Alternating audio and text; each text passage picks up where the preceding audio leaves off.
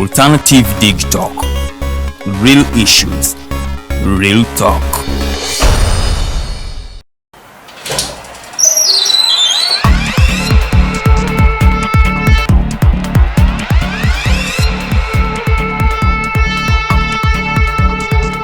You have got to get up pretty early to go do something.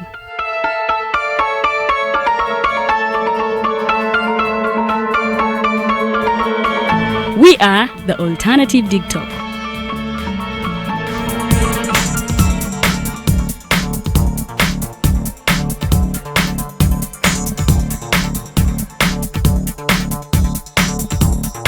With our mobile studios, we are redefining TV presentation just as technology is setting the pace.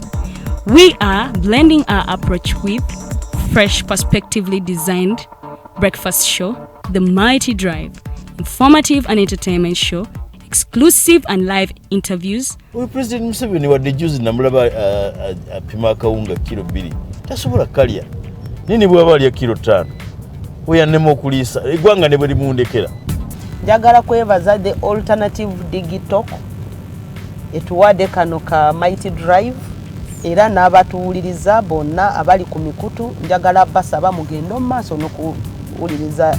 All given to you just a click away on your phone, tablet, laptop and smart TVs as we are streaming live on our social media platforms, on the road and on the go. We are the Alternative Dig Talk.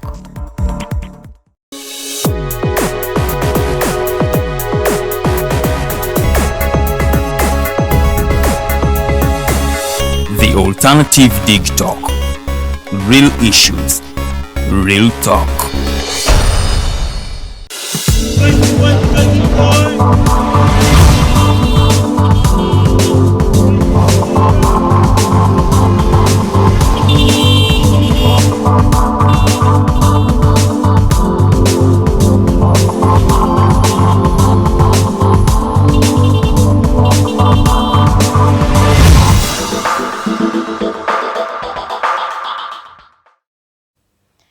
Amacha malungi abatukireddeko ku mpewo zaffe za The Alternative Dig Talk. Farida Bikobere is my name. Ndine Mukose Arnold Anthony mu studios. Ngenda kubanga ate ntambuza naye program y'olunaku lwa leero paka sawa satumbaniriza page eri The Alternative Uganda on Facebook ugenda yoji liking following ate tewerabira okunyiga notification button bajja kubanga ate bakuletera notification everywhere when we go live tubera ne different topics every day tubera yo buli lunaku Monday to Sunday ekyenjawulo ekiriwo nti ate ku weekends programs etubera nazo zibaza regular naye Mighty Drive ekoma Friday naye Saturday tubera yo ne Snap Talk ebera saa 12 paka sawa mwate ku Sunday wabera yeriso lyomukulu ya sawa 11 paka 12 n'omubeja Lilian Weddenga ate anyumyamuko n'abantu abakuze mu myaka mu ggwanga ebintu bali babitya bali babiraba batya kati biri bitya kye kiyinza otujja ate mu mbeera gye tuba tulimu okusaawa eno abantu abakuze bagamba obukadde magezi awaddugala we walaba ensonga lwaki tuba tubabaleetera tebanyumyemuko nammwe mufunemu ekyokuyiga olunaku lwa leero tuli menti okubeera n'Omulangira Nakibinge k'Ekimbugwe ng'ayogerako nammwe naye munange obulwadde bukyamwesibiridde ku tannawona bulungi so yatuweereza ekika ky'ennyonyi kyetugenda okubanga ate tusoma ab'ennyonyi oyina mukwano gwe w'ennyonyi wawasa mu b'ennyonyi oyina girlfriend w'ennyonyi mukwano naawe bataapingeko bagambe tutandise tugenda kubanga tumanya ab'ennyonyi beddira ki akabbiro ke kaliwa mukola mirimu ki mu Bwakabaka mwaja mutya nno okubeera ab'ennyonyi ekika kyammwe kisibukawa ani omukulu w'ekika ky'ennyonyi amasiga g'ennyonyi galiwa bannange byonna ab'ennyonyi mutumma amannya ki byonna mu program y'olunaku olwaleero abasaba mwongere okusabira Omulangira Nakibinge tali bulungi naye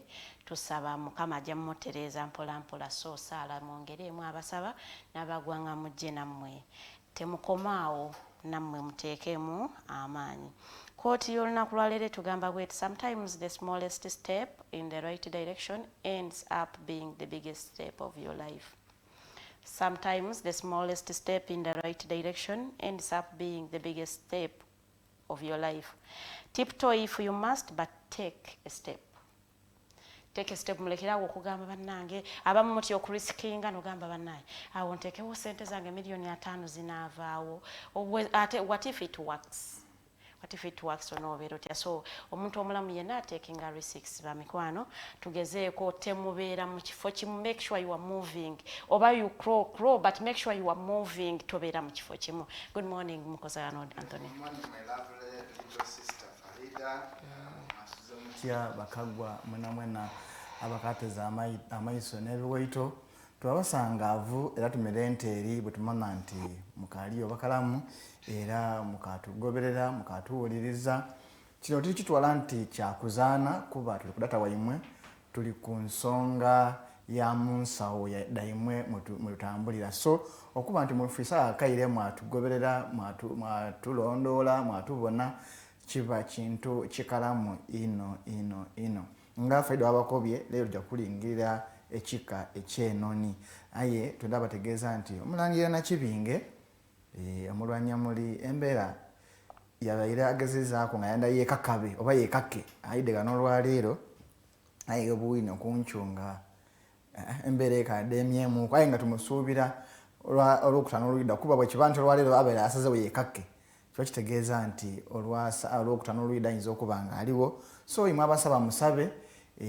mwebale ino naawe bagezaako kusaba adakwida era adakwira okuba nga atuweereza era nga atusomesa naye bakubye tujja kulingira ennono ndo dayawukana ditya ennono daida ditya okufuuka ennono yali ndala daali ibiri daali kamaala aye nga besika tujja kulingira ennono dabika bibiri tujja kulingira ennono enange ninakinsige aye omundikirize namuse ku kyabazinga isaife ga busoga ekisege sekitali bwansolo iga lyante eitali bwansete bwene bwamwiko obutatya gatogoite lulime lwante otatya nsiyi nti baba gebale kuba ku ikonero ng'otambuza n'okulungamya obusoga n'abasoga ifutana tuliyo era tumirente eri bwe tumanya nti oliyo era nga tujja kuba niige paka mu buntongi ense n'ense era ebyanda n'ebyanda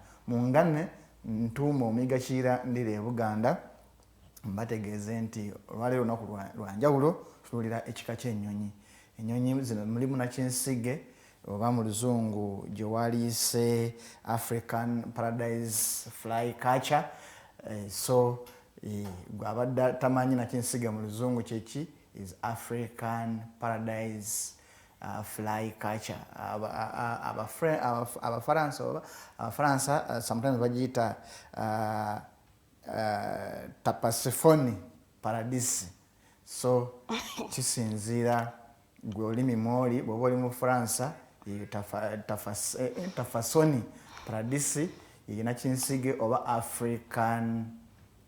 African Paradise Fly Catcher yina kinsige then gwe owenyangi owa great bagiyita great egret oba great majestic bird kisinziira w'ogyagadde okugiyita enyange so basically tugenda kutunulira ezo ennyonyi mwe mwavaamu zo ennyonyi zonna ezigaziwa so ojja kuba tulaba tuyiga tusoma eriyo eyatugamba nti tuleeta wano obutamanya bwaffe tetumanyi era bino tetubagamba nti faba biwandiise bino byamulangira ensobi ze tetukoze ziba zaffe ngaffe so sometimes olusi bw'oyatulawo by'ekigambo oyina akuvuma n'akuyumba bambi mu lusonyi naffe tuyiga buyizi okusoma ebigambo bino ebimu biri mu Luganda ate faamu tuli basoga and we are proud so bwe tuba nga tukoze ensobi emu bbiri ne bwe mutuvuma faamu twakkiriza tuyigira mu nsobi abamu mwazaalibwa muri perfect naye ffe munnange tuyigira mu nsobi naye nga tukkiriziganye buli muntu akkirize ayigire ku munne ate tuwabulagane ate tubeere bakkakkamu ne wemba nga nkunyiiza oba ng'onyiiziza tekyetagisa nnyo kuwanyisiganya bisongovu nakuvumagana ne weba nga mu nsonga ndala zonna nga siza wano mbeera za buntu za byabufuzi za byanfuna tuli bantu bawamu lwakuba tuyinza okuba tusingaganako mu status oba mu ntegeera n'okumanya naye nga awo tugenda otandikira Farida tukwaniriza nange kankwanirize mu butongole tandike ekika ky'ennyonyi nti gwanyaniriza kati nange kankwanirize tandike ekika ky'ennyonyi mu butongole. Wiiki ewedde abataaliko twali ku kika lwaki nga tulaba abengo baava ku ngo ate ne beddira ekirala, so olwaleero tuli ku kika ky'ennyonyi. Ab'ennyonyi ba mikwano mwanguweeko nawasa mu b'ennyonyi nina mikwano gyange ab'ennyonyi banaiba bange ab'ennyonyi genda obataapingeko bagandaye mujje muyige ku kika kyammwe obuvune budde mwavaawa mweddira ki mukola mirimu ki mu Bwakabaka mibala gyammwe mutumma mannya ki byonna ekipapulano leero nkutte kinene simanyi oba saawa 2 zinaamala bwe kiba tekiweddeeyo olwokutaano olujja nga Mulangira atwegaseeka osanga ebikyala naye nga ye tumusuubira olwokutaano olujja tujja tutandikira ajja so buli muntu atapingeko munne namwe abakyabuuza Mulangira yadda ku Friday yavaayo ku Lwokubiri ye abakyabuuza nga eri yabadde anyombesa mbu tetubagamba naye mugamba mukama wange tusaasire naye kirabika gwe programu zolaba olaba ya Mulangira yokka naye nga tumaze weeks 3 tujja futulanga tutimba ne ku programu ezenjawulo tulanga tugamba tegeeza omwana omulala ategeeza omulala naye nga of course okuwa kwa buntu naye nga Mulangira ya shifting wakuba tugezaako kukyusakyusa mu mpeereza zaffe tulabe nga tubawa ekyo kye mugwanidde okufuna so Mulangira wa Friday twamutusalawo tumuteeke ku Friday omuntu okakanya obwongo oyingira mu weekend ng'oyingira n'okumanya mwe abagenda ku mikolo ogende ku mukolo oba gwakwanjula gwambaga gwakukyala gwakukyaza nga byogenzeeko bitegeera naye oyinza okugenda ku mukolo ng'oli wannakinsige naye ng'otega okuwasa Wanyange naye nga obadde tokimanyi ng'olowooza bya bulijjo naye oba nga wafunye okuwabula ku Friday gamba owaaye bannange ekyo kyetukola si kituufu so yensonga lwaki twagezaako okulaba nti obuwangwa n'ennono okuba nti emikolo gisinga giba gya weekend tugezaako nnyo ogenda by Friday weegwirako ng'olina kyoyizeemu 1 2 ate era naffe abasoma abamu amasomero ku weekend kutuddako awaka so omuzaala asobola okubulya byayize ng'akyabijjukira so basically tugezaako naye nga sinatandika ne kano kankayiseewo ba mikwano Mulangira abadde mukwano gwaffe akyali mukwano gaffe era naye tulanze Mulangira okubeera omulwadde omwezi mulamba naye ne wabula ne Juice no tetugamba nti naye at least ogamba bannange omuntu oyo akoze ekyamage naye negabulayo n'agamba nti bamuweeko eza Juice oba akoleyo bamuwe kala amazzi bantu mmwe nedda mulimbamu anti simuna byabufuzi ate atya abakubanga muna byabufuzi wano nga irumbuye singa olaba fundraising wano naye waye tuveeyo abantu tubanyiiza tugerako obwogezi ebyo abo byobuna bwobufuzi ebyo byose bimanyi tugerako obwogezi temutunyiigira nze manyi nti mukwano gwo bwalwala olumbe ne lumwefubirira kuba olwo olwamulangira lumwefubiridde omwezi mulamba at least ogamba owaaye kamuweeyo Juice yadde sisobola naye abamusabira mwebale gyotatuse bigere bw'otuusaayo obuyambi naye nga abamusabidde bambi tusiima mwebale ab'essaawa y'omwenda ate Mulangira aba WhatsApp group mbebaza nnyo mwebale nnyo mwebalire ddala essaawa y'omwenda muginyiikiza mwebale kusaba Princess Kaiso gwe nkutumiddeko ak'ensuso munnange naawe bwebale nnyo ate omulimu gw'okola Mukama akusasulemu kyosinga Sharushimura abana banamanya amanya agamusisobola nze wammaga pronouncing nzi tatange yakimanya nampa eryangungu naye nawe eyinza okubanga waliyo eryangungu eryange terimenya pronouncing so mu ngalo zange nkutte ekika ky'ennyonyi akabbiro ku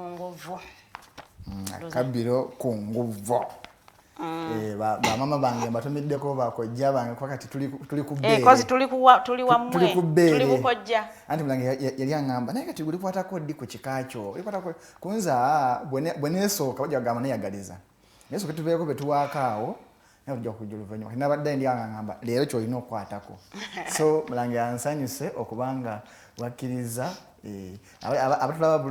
abali ku screen ndowooza mulaba eyo gye bayita ennyonyi ennyange abali tabamanyi ennyonyi nnyange ffe twakulira agamba bulunda ente obunyonyi erunda nte era wogiraba ebiseera ebisinga mu Buganda mu Busoga mu Bunyoro mu Ankole nekyabagambisa nga nti zirunda ente lwaka zibeera zaagala oziryako enkwa no zitambula n'ente oziryako enkwa kyekyo but still they are friends kyo kizibu okwawula ate gwe nze munnanga njijako ekinnyonyi nta lwaki tobera mukwano gwange so abali ku screen gye bayita ennyonyi ennyange ennyonyi ennyange so gwe abali tamanyi ennyonyi nnyange ng'obadde owulira mpulire abamu mubadde mugimanyi mu Luzungu kinagamba neddira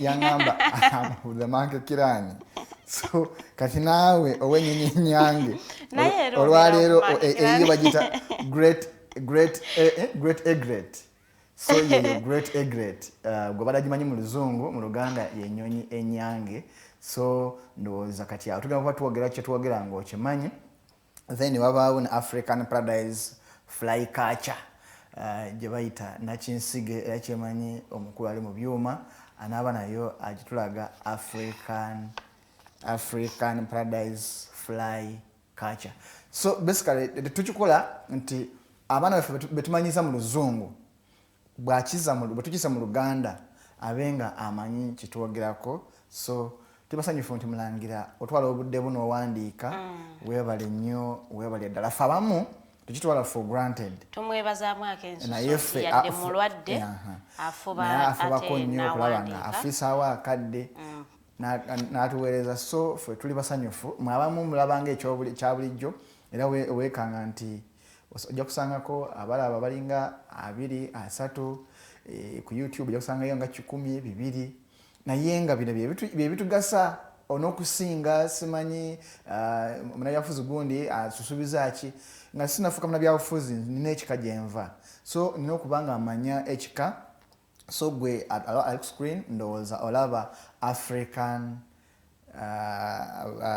ogiraba gye bayita African Paradise Fly Catcher gye bayita nakinsige so tobeera n'ogamba tomanyi weefaana yeeyo gye bayita nakinsige ku screen so gwe omulabi waffe omulungi tegeeza muno n'omulala tegeeza omulala n'omulala tegeeza oyinza okuba nga tuli wa kika ekyo tubalina akakwata naye tomanyi nkya gwogenda okuwasa gwogenda okufumbirwa oba omwana gwe agenda okuwasa oba agenda okufumbirwa so kiba kyankizo nnyo okumanya ebika bino byonna n'obaako ne basics tetugambye nti byonna biyige kuba kiba kizibu okumanya byonna but at least obaako kuba ne Mulangira bino ebimu byawandiika afuna kulungamizibwa wandiika bwoti kuba biwandiikira mu order so talekera kukezi kumanya agamba kampandike mamba kampandike kino no afuna obubaka n'agenda ng'abuwandiikako so tubasanyufu nti abamu mugoberedde abamu mugezezaako nnyo okubanga muyiga mwebale nnyo mwebale ddala Kabanda Godfrey okola bya nsusso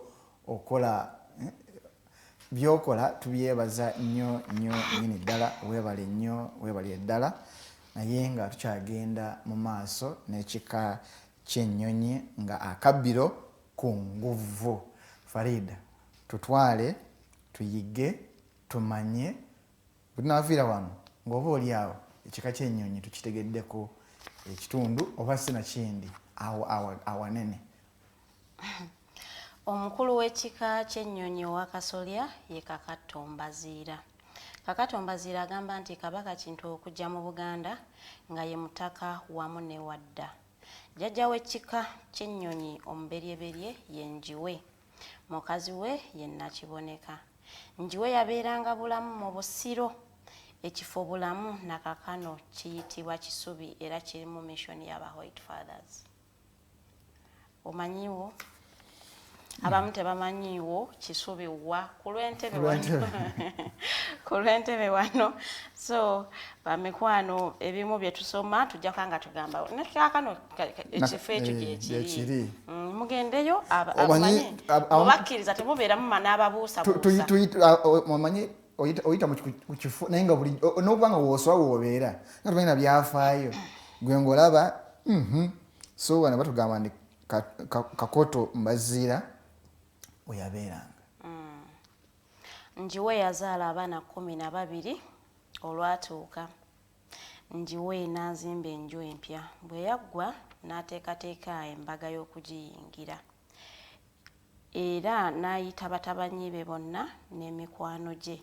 Ku lunaku olwakulembera embaga batabanyi be abaasooka okutuuka lwe battirako embuzi ey'okulya ku mbaga. Bwe batta embuzi omusaayi ogw'okufumba kafeeki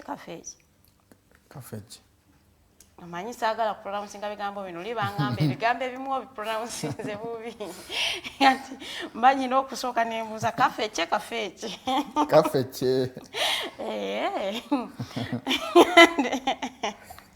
omanyi ku lunaku olwakulembera embaga batabanyi be abaasooka okutuuka lwe battirako embuzi ey'okulya ku mbaga. Bwe batta embuzi omusaayi gw'okufumba kafeeki bagulembeka mu ntiba ezinywa omwenge.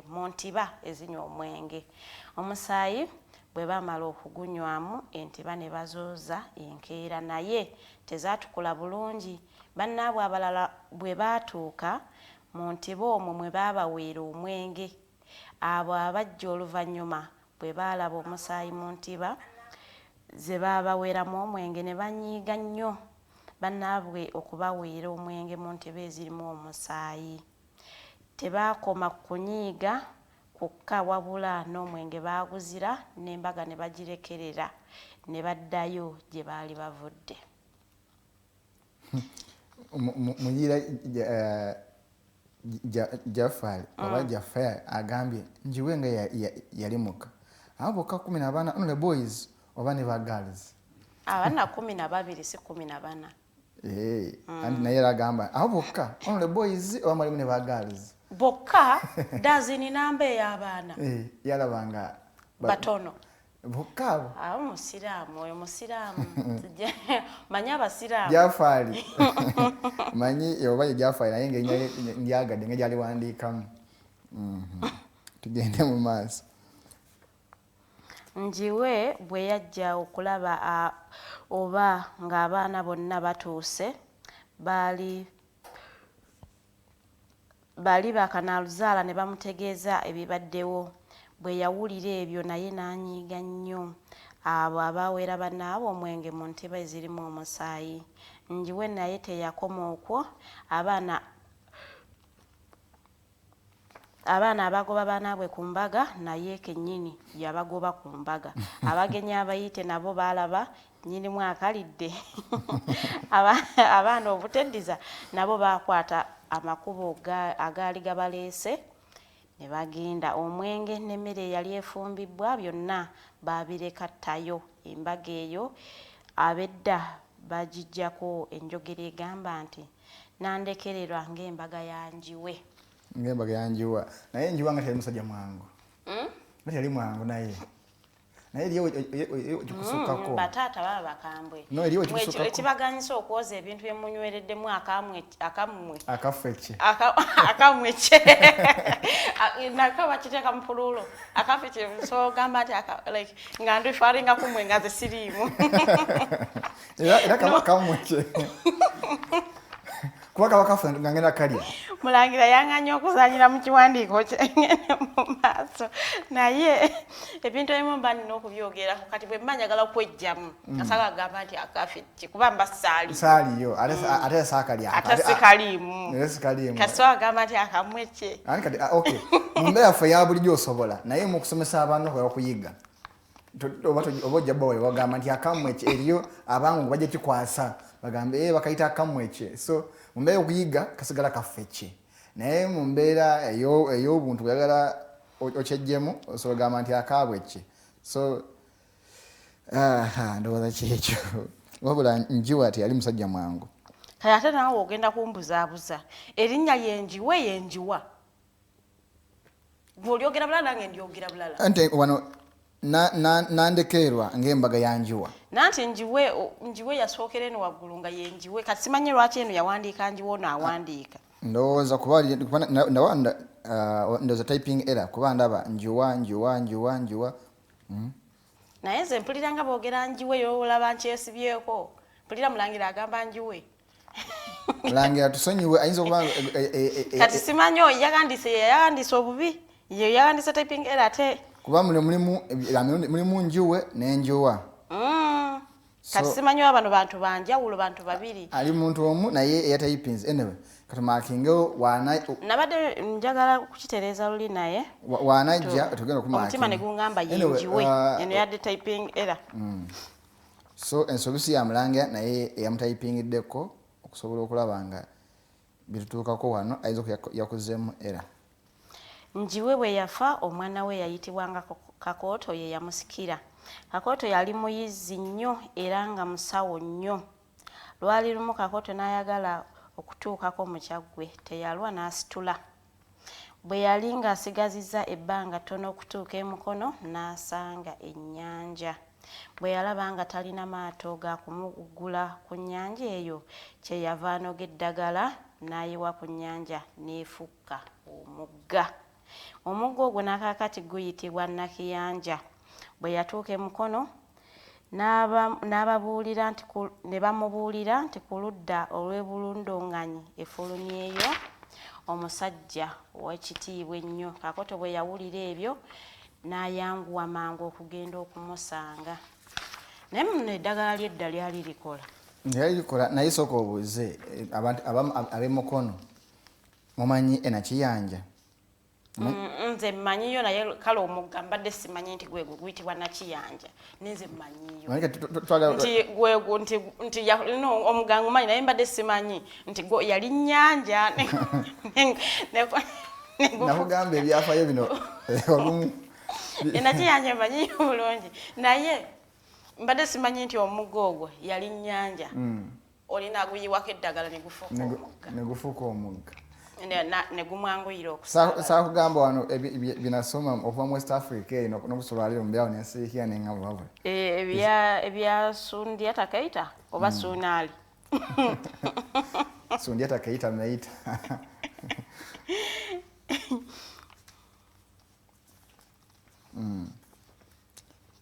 Ennakatooke ewangongo mu bulondonganyi Kakooto gye yasanga Kintu.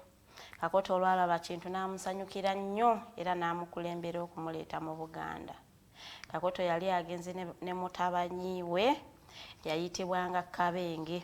Kabenge yali ayambalidde amatu g'emwanyi za kitaawe. Amatu ago era matu si matu amatu nga yise amatu ge bayinza olowooza gambuzi izo gamatu gambuzi oba muntu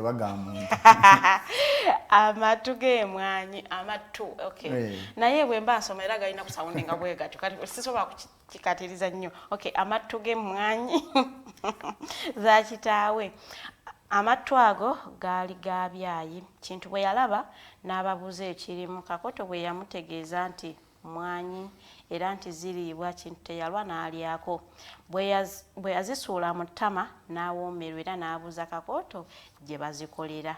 Kakooto kwe kulaga Kintu mutabanyi we Kabenge nti omulenzi oyo yazifumba.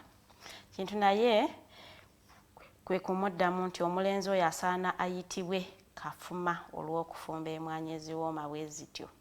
Kintu n'addira ensawo bbiri ey'engabi n'ey'enjobe n'aziwa Kakooto asengamu emwanyi ze. Naye bwe baali basomoka Sezibwa amazzi ne gatwala ensawo ezo. Amazzi ne gatwala ensawo ezo zaaweebwa Kintu. Awo we baasomoka era amazzi egatwalira ensawo ezo Kakooto kwe kuyitawo Butwala na buli kati bwe wayitibwa. Kintu bwe yava e Butwala yasula Magonga mu Kiwakanya ekyaggwe. Bwe yava e Magonga n'agenda akuba ekibuga Emanjira. N'agenda akuba ekibuga Emanjira. Statement nati nze ndaba statement ekola meaning. Ate statement batekola meaning abeera bwe yava e Magonga n'agenda akola ekibuga.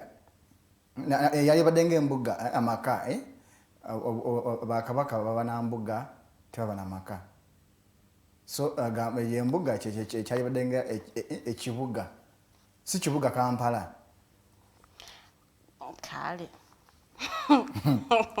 manyano awe bangira mu kyaggwe abataka b'omu Buganda abamu we basookera okuwa Kintu abasige era ne mubiru ow'emmamba we yasangira Kintu n'amusenga.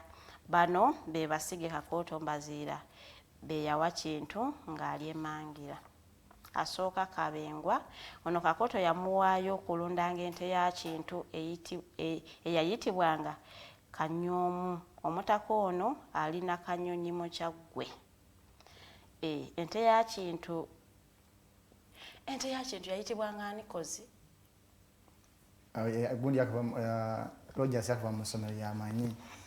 Naye nze piifula gisoma 95 kati mbula bongo. Kojagala Nakibinge nawe tuleke.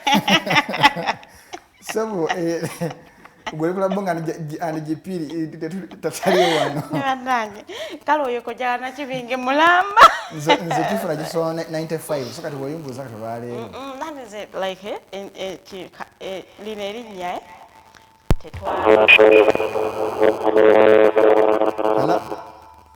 Hello. Yes, amuwiza waffe n'omulabi tukwandiza ani ono oba? Hello.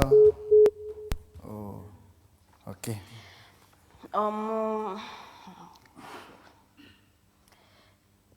Omusigo ow'okubiri yali Sekituba ow'Ennakibano.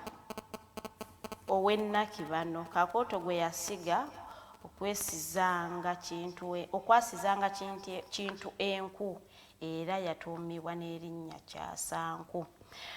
Omusigo ow'okubiri yali Sekituba ow'Ennakibano. Kakooto gwe yasiga okwasizanga Kintu enku era yatuumibwa n'erinnya Kyasanku. Omusigo owokusatu yali Kitanga ow'Ennakalasa. Ye yasigibwa okufumbiranga Kintu emmere. Entamu Kintu gye yamuwa okumufumbirangamu emmere ye yayitibwanga Kibagiza. Embaazi eyatemanga ennyama Kaboggoza.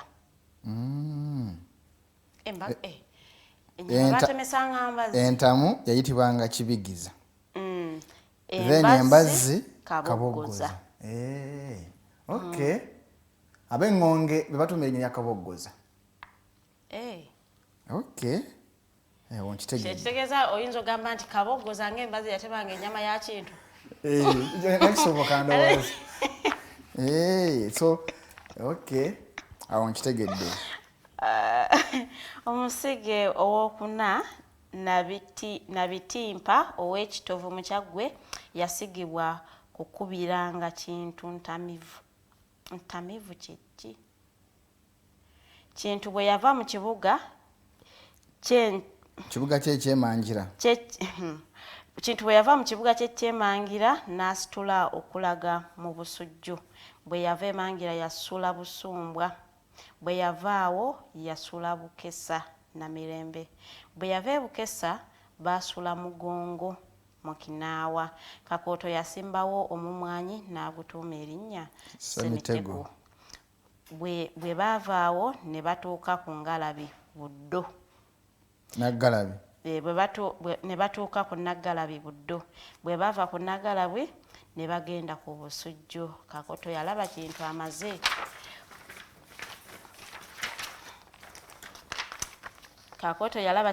Okuterera ku Bwakabaka naye n'asabaddeyo ewuwe. Naye Kakooto bwe yali ng'ava ewa Kintu yamulekera omusige Kafuma okumufumbiranga emmwanyi. Na buli kati Kafuma mutaka mukulu nnyo mu Busujju. Kakooto omwana we Muyanja gwe yawa Kintu ayambenga Kakooto omwana we Muyanja gwe yawa Kintu ayambenga musajja we Mubiru Gabunga okubajjanga amaato g'empinguye. Arnold. Statement eyo jidde mweterera eganyuterera. Naye Kakooto bwe yali ng'ava. Tewali Kakooto tewali naye Arnold. Ntandikire ne ku line esooka waggulu. Ewa. Naye soma line esooka waggulu.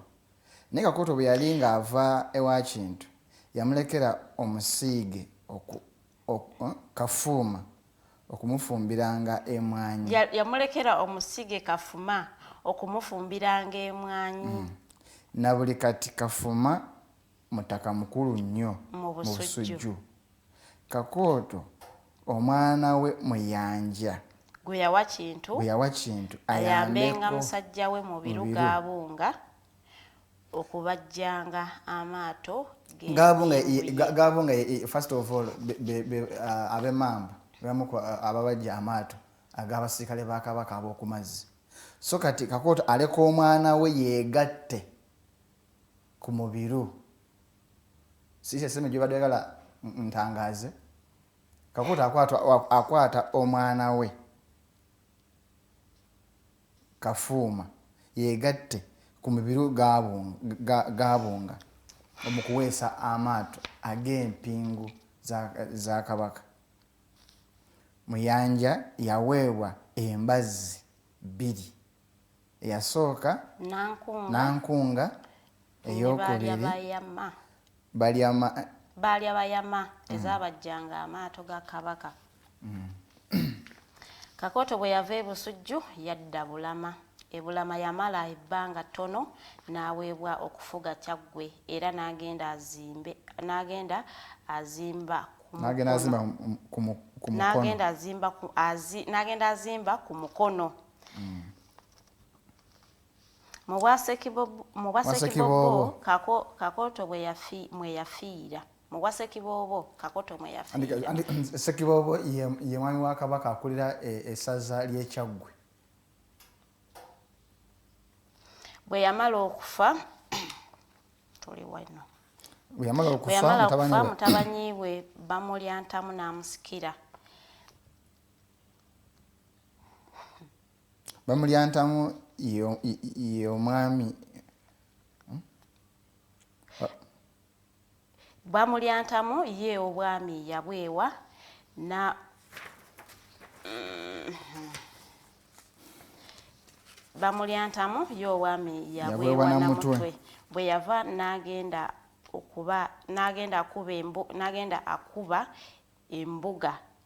N'agenda akuba embuga ku Mutala Kasaayi. N'agenda akuba embuga ye ku Mutala Kasaayi.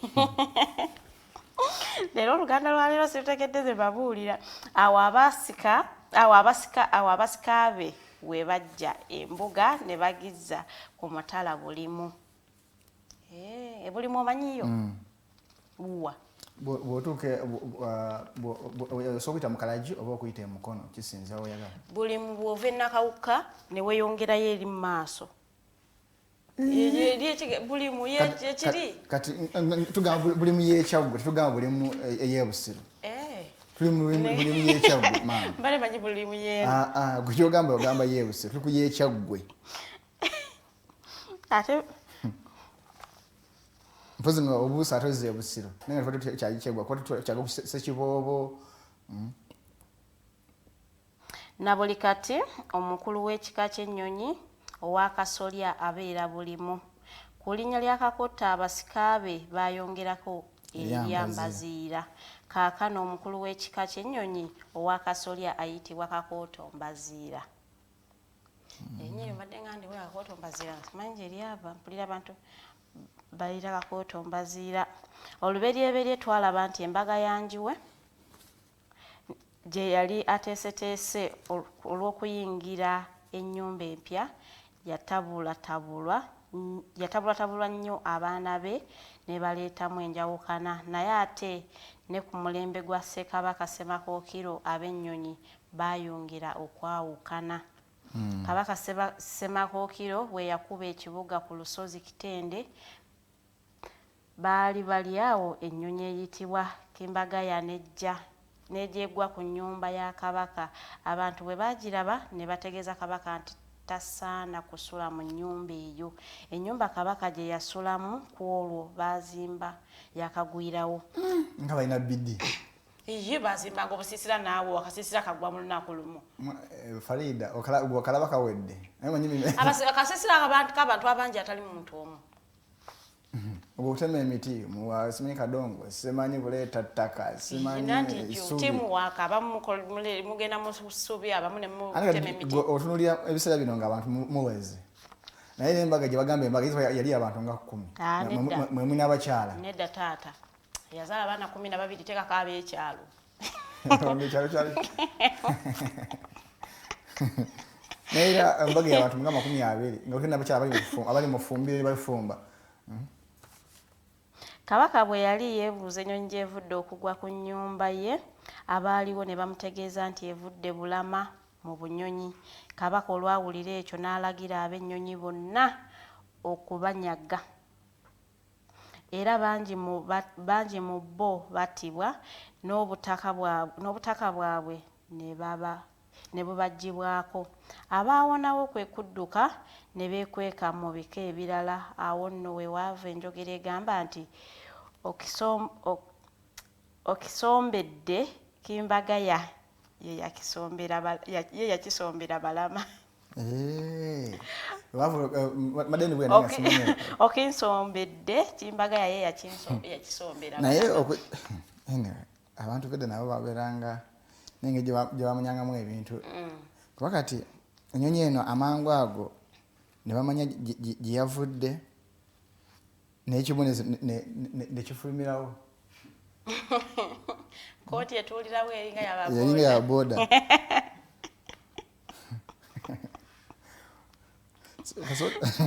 Wakati amangu ago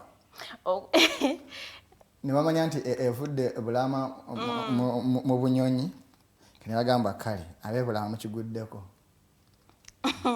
Kati nno yagamba we wava enjogera egamba nti okinsombedde Kimbagaya yakisombera Balama. Okwawukana okwo kw'emirundi ebiri kulinga kwe kwavaako ekika ky'ennyonyi okwetemamu amatabi abiri amanene agaliwo kaakano. Agasooka abeddira ennyonyi ennyange ate eryokubiri abeddira ennyonyi ya Nakinsige. So nange bambaziira tubaaniriza nnyo bannakazibwe bakazibwe. So gwebanga gwekazibwe gwe mbaziira gwe sendegeya gwe senyonga agamu kumanya agatuumibwa abantu abeddira ennyonyi. So tuli kummwe leero bamuyanja bakafuuma kyesimba leero mwabalidde empanga bakwejja bange sibakuba kigo. So Mbutojja bitegeera gwe soma. Brooks Nedda. Temufaayo naye terezezaamu.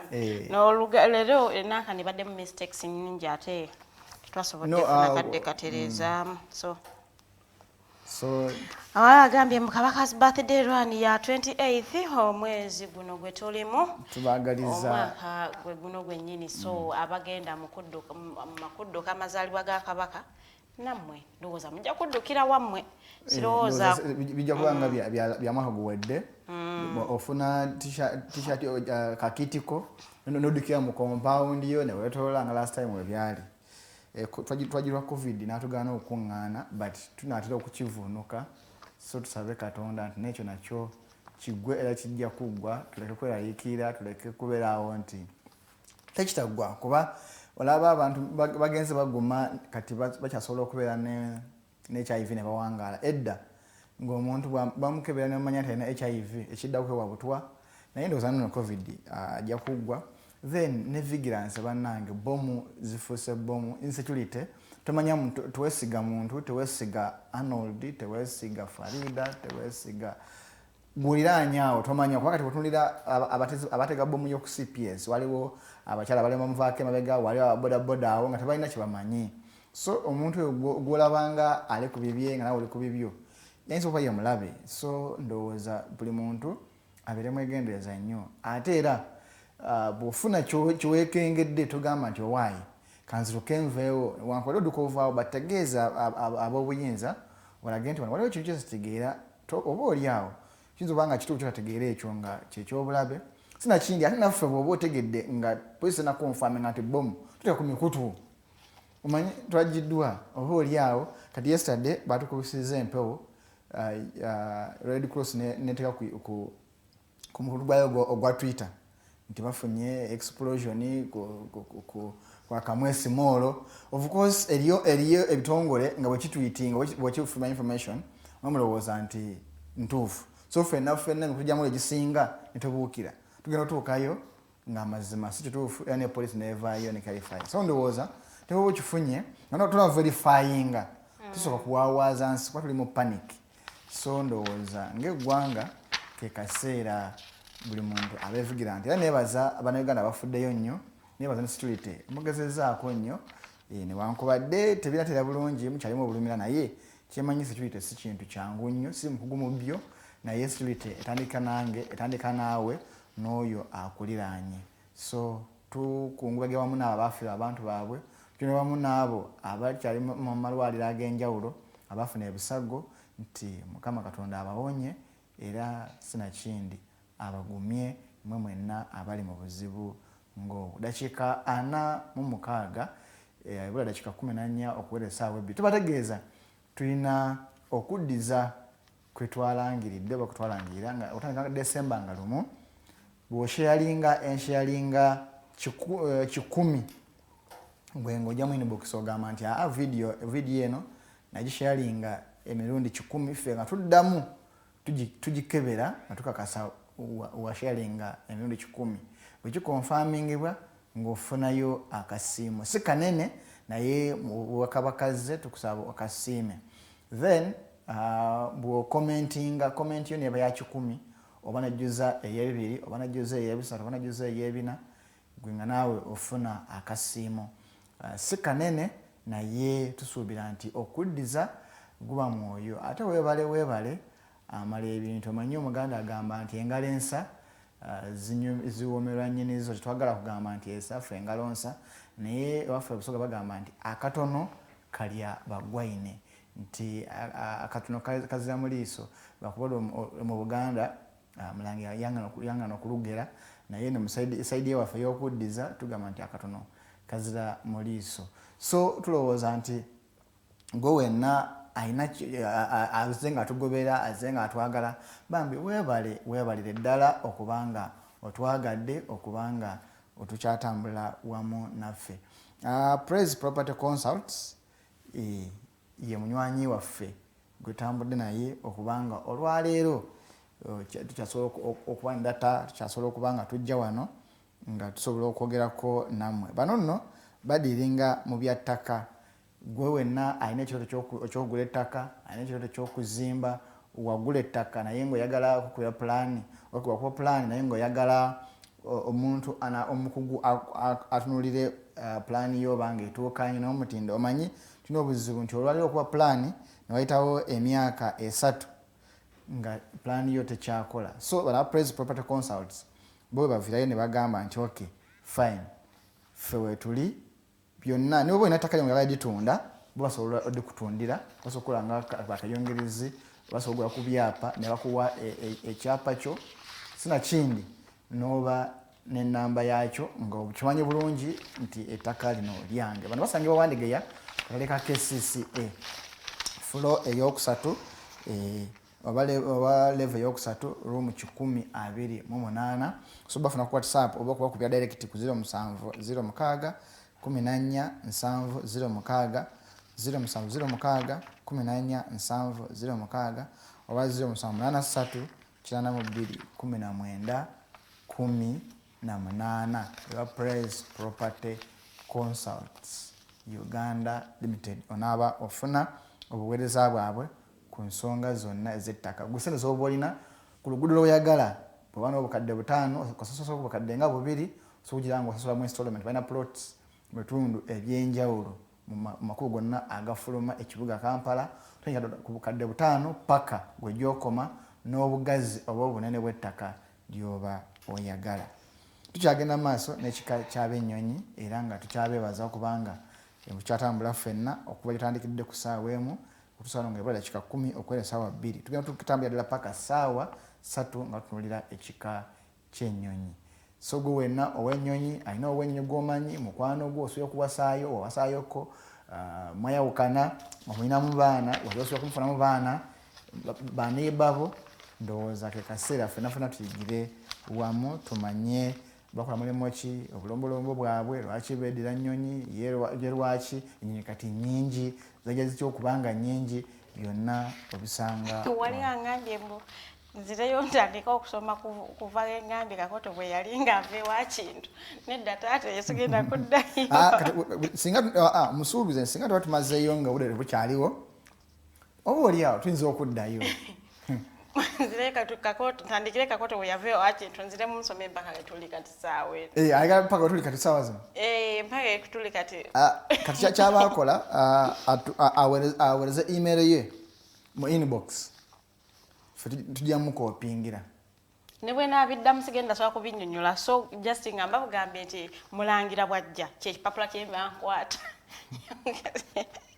kyekipapula kye mbankwata abannyonnyole bwe tusoma mpolampola naye ng'okuddayo omumbejja luwedde liyanya atuwaanye atugambye wakatifu mu Luganda atutidde ate takisussa nnyo naye omanyi ewafugamba nti senkusigule bwogwakuyita kaddu wannema agamba linnya ujambuka bwogwagamba olaba yali yepankapanka wano kati tyalemadde kati omumbejja otuwaniriza wano ogamba kyekyo luwedderi lyanize manyi kyotegeeza naye tokisussa Koja wa Nakibinge nkutumiddeko olitudde awo mu control room ocontrolling ebijja ku mpewo kale singa no badde wa mugaso ebintu ebimu bitugamba naye naawe olaba ogamba ente ya kintu yayitibwanga gipiri kati kaneebuuze muyiira ekimusesa kiki manyi newe tulaba twagala genda ko tubawumuzeemu naye kati owumuladde ntudde tumenyekamu wano tubawo ku simayo kuba tuli mu kuyiga ate ewaffe bafaida abasomesa batugamba nti buli osomesa omwana ngo oli serious nnyo tayiga naye bw'oteekamu fanzi musimayiringa ne mujokinga omwana byomusomeseza omurefreshinga obwongo ne waba nga akooye naye kati nsoma wano muyiira agamba wallahi bahosti baffe abalungi nze nfa nsoko ati ensoko zaaki Oluganda luzibu naye Farida ne Arnold wallahi n'asekawo Oluganda kika kati mazima gyafali lwaki ofenseko abana kinsige baddukira nabitaka ku nnyanja ku mulembe ogwo ogwa Kabaka Semakookiro Richard K. Mukungu weebale nnyo weebale ddala tujja bitegeera gwe soma oyo mumanyi George agambye bajja bitegeera anti bakojjayo banakinsige nze nsome bo bajja bitegeera nedda mbaze nentereza mumanyi ebintu bino tebiba byangu nnyo naddala nga sigo wabiwandiise ebintu byotawandiise tebikubeerera byangu omuntu bwampa Oluganda bwayogera nga nze ndwewandiikira lumbeerera lwangu okusoma naye omuntu omulala bwaluwandiika n'alumpa sometimes aba akozemu ne mistakes kati nze bwe nsoma statement nga tendeetera makulu bilanyi no giremerako paka genjisu bwereeta mini ate n'ekirala ekituyamba nti ffe abamu tulina passion okuyiga ebintu bino kuba olaba omuntu omusogo omuwola osobola okulusoma ate oba osoma nk'Oluganda naye omunaku olusoga agamba lusome amazima bakutuma Masaka ku bigere nga toluddeemu nga nakatanga okuyiga okuwandiika n'okusoma Olusoga nakulabira tabu kwa first of all ebusoga tewali WA buli ekigambo nga kimu WA naye mu Lusoga otuufu tekiriiyo okujjako nga kyalo naye ekigambo ng'ekigambo tekiriiyo kati gwe owulira ekigambo nga mulimu WA nga akisomye nga WA naye nga tekiriiyo kati nga ffe tabu etugwira so kati asoma Olusoga I took my time nembaako kuba munnange eri ebinkwatako lwaki emanyiga Oluzungu ennyo nga ne basics mu Lusoga sizimanyi sirumanyi nnyo but now basics ate nze Olusoga ndwagaza kyo duwandiika nze nga manyi otukulwogera tofaayo ate nekirala kati gwe ng'omunyolo sikunenya nnyo nti Ebusoga wajjayo n'okulya obukulizi kalina obitegeera so kati sikunenya nnyo era yenswaki olumu njane ningamba first of all omusoga wataba munyolo abamusoga wesses kati nemanya ate eri omusoga nga yalwa aludde nnyo Busoga nebaayo kati mwabaka je Busoga abalina bajjajja basatu ya Busoga so kati sibanyanya nnyo bagamba bajjajja nyina babiri ya Busoga so kati gwe okyalinamu obunyolo bungi nnyo so sikunenya nnyo era sisobola kujerega nti ate lwaki okoze ensobi nedda manya obunafu but chengiza ogamba nti abaana tubayigiza basics tuizo kwani sola bawabiri ebingi naye eriyo ebitandikirwako ayigo okuluwandiika okay ne waba somanga ffe kuba naffe tetusoma bulungi Oluganda but tugezaako so naawe omwana okusobola leero Omulangira Nakibinge nzise ebigambo byo wabula ebyolwaleero naye baba tugenda mu dismal committee bwe tuva byo biganye sirowooza naye tubasuuza tujja kizza bw'anaaba yemulugunyizaamu akatonotono tujja kuzza ekika ekyennyonyi ku lwokutaano nga wali alungamyemu katono tugendako twebaza n'abo abatuvuma olw'okuba tukoze ensobi kituzaamu amaanyi bwe tukomawo ne tuimprovinga insult zammwe oba kusizimu zammwe tetusobola mu mutima mubi lwakuba nti abamu bambi muzeeta mu bubi olina ajja ng'avuma naye ffe bambi tetujja batwala bubi buli muntu alina engeri gyayitamu point abo abantu abavuma Arnold sitera nnyo okubafaako lwa nsonga abantu bali stress kati buli omwana onya gwakuba stress ye n'osanga omuntu munyiivu nnyo n'asanga omuntu n'amuvuma from nowhere so abantu bayina ebizibu people have problems kati ate ye bwakulaba oli ku TV wana oseka yalowooleza ddala gwe toyina buzibu bulamu kati nagamba wayi kanti kuli ebyange mbiteeke kuno nawandika statement yevuma naye ng'osanga teyandivumye so banaye we understand muyina ebizibu naye fena pe tuyina ebizibu ate ebyaffe tetubibakuba ffe tugenze mu kuwummulamuko bwe tunaakomawo ne tujja mmanya abataka abatuukira ddala ku mbaziira tuvaawo tekomawo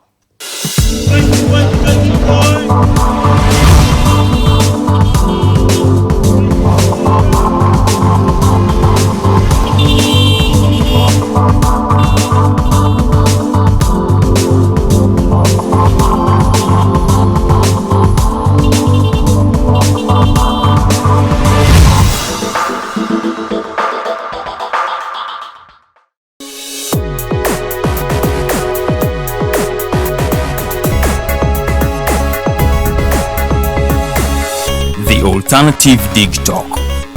Real issues, real talk. Nze omubejja luwedde Lilian mbaniriza maka gaffe amajja era nga wano tugenda okuba nga tukolera programu yaffe emanyiddwa nga The Voltage gaba amasannyalaze gennyini era nga twogera ku bintu ebyenjawulo omwo mwe muli ebigenda mu maaso mu ggwanga ensonga z'ebyobufuzi n'obukulembeze bw'eggwanga Uganda twogera ku nsonga ez'abavubuka eddembe ly'obuntu awamu n'ebyenkulaakulana togisubwa buli lunaku olwokutaano eba ssaawa emu ey'akawungeezi paka ssaawa 3 ez'ekiro. The Diaspora Link buli lwakuna ssaawa 11 paka ssaawa 1 ey'olweggulo ye program gye tukuleetedde wano ku Alternative Digital Uganda. Tugenda batutunulira embeera z'Abannayuganda baganda baffe bannyinaffe zibawangaaliramu mu mawanga ag'ebunaayira. Bangi banyigirizibwa, bangi bakosebwa, bangi bayisiddwamu amaaso. Naye tugenda batutunulira engeri gye tusobola okulongosaamu embeera zaabwe. Tugenda kuba tulaba abo abakwatibwako abateekeddwa okuba nga balongoosa embeera zino eno. Tosubwa buli lwakuna n'omuweerezaawo Nixon Segawa. Hello everyone, my name is Abdulatif and I welcome you to the Hotline Show here at the Alternative Dig Talk as we discuss issues of national importance. Join us every Monday 7 to 9 p.m. and see who will be occupying these seats here with us. Keep it Dig Talk, real issues, real talk.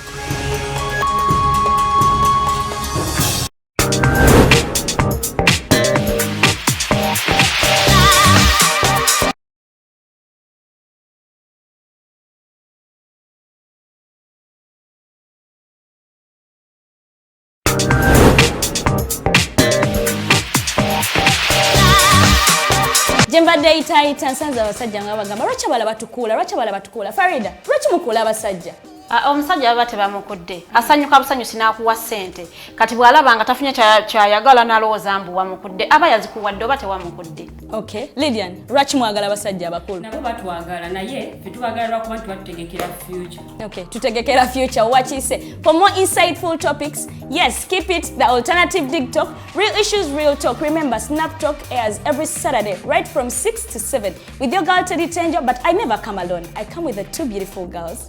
Farida Bikobere Lilian Luwede, the princess. Meanwhile, we have a new home. I'm super excited. What do you think of our new home, Farida? I love it. I just love everything. Yes, let's keep it the alternative dig talk. Real issues, real talk.